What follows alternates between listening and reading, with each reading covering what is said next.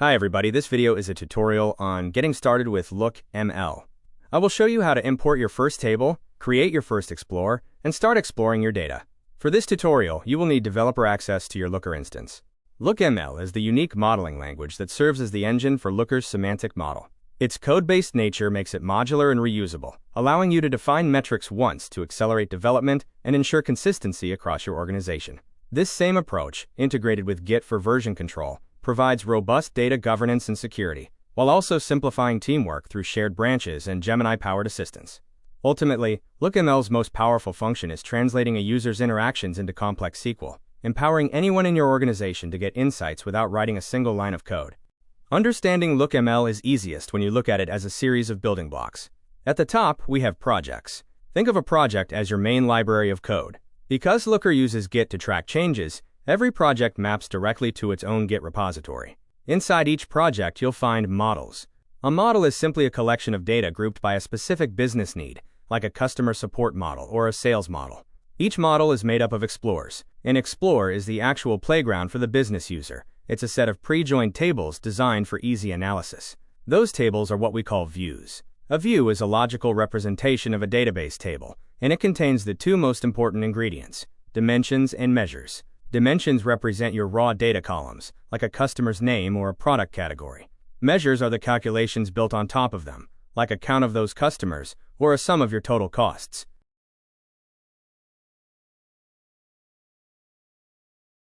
To get started with LookML, you'll first need a Looker developer license. Once you have that, we can begin building content. Start by navigating to the Develop menu. From here, select the project you want to model. In this case, I'll choose the Looker Partner Academy project. This opens the Looker IDE.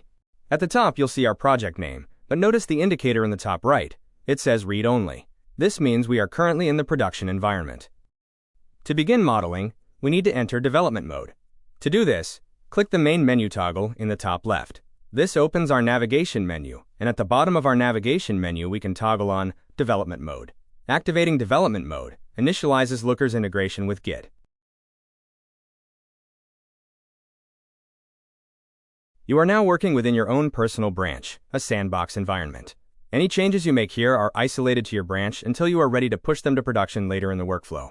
On the left side of the IDE, you have access to the file browser, search, continuous integration features, and Git actions. In the center, this is where you'll view and edit your LookML files. And on the right, you have links to access quick help or metadata. To import your first table, go to the file browser and click the plus icon to add a file or folder. Select Create View from Table. First, select your database connection. I'll use the one named Looker Connection. Now you can see the available datasets. I'll choose the Look E-commerce US. From here, simply check the boxes for the tables you want to model. I'll start with order items, orders, users, and products. You can always come back and add more tables later. Scroll to the bottom and click Create Views. Looker will now scan the schema of the underlying tables and automatically generate the LookML files for you. We now have view files representing each table we selected. A view file in Looker is essentially an instruction set, telling Looker how to query the underlying table. Here we have the order items view file. The SQL table name parameter references the exact location of that table. The rest of the file is made up of dimensions, dimension groups, and measures. Dimensions are fields you will typically want to group by in a SQL query, such as IDs, names, or strings. Dimension groups are extensions of dimensions used for time or date formats. They allow you to easily extract different time frames, such as date, week, month, or day of week. If you scroll to the bottom, you'll see our measures. By default, Looker creates a count measure, which represents a count all of the table. A measure is any aggregate function. Think of these as the metrics of your data, such as sums, averages, counts, or min/max values. Now that our view files are ready, the next step is to create our model. The model exposes our data to end users so they can begin building their own reports. To create our model, I'll click the Add File or Folder button and select Create Model. I'll name this model the Look E-commerce.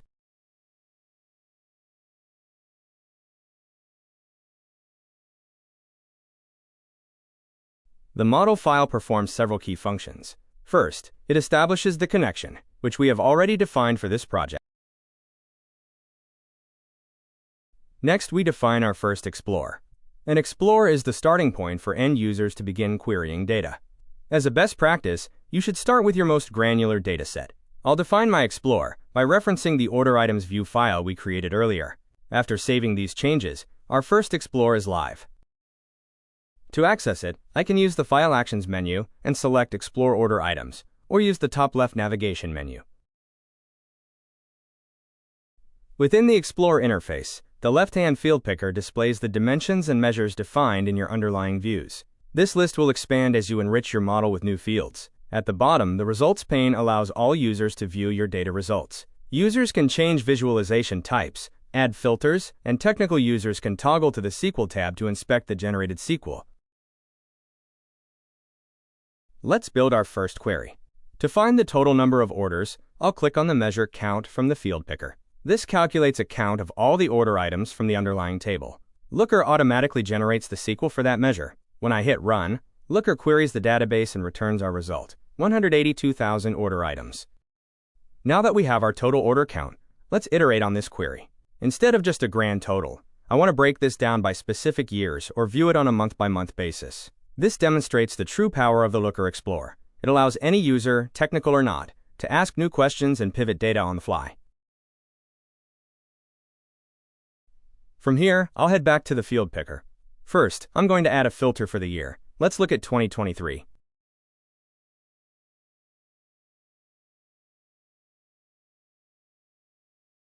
To see our total order items broken down by month, I'll select the month dimension from my field picker. This adds a group by statement to the query, allowing us to see the total order volume for every month in 2023.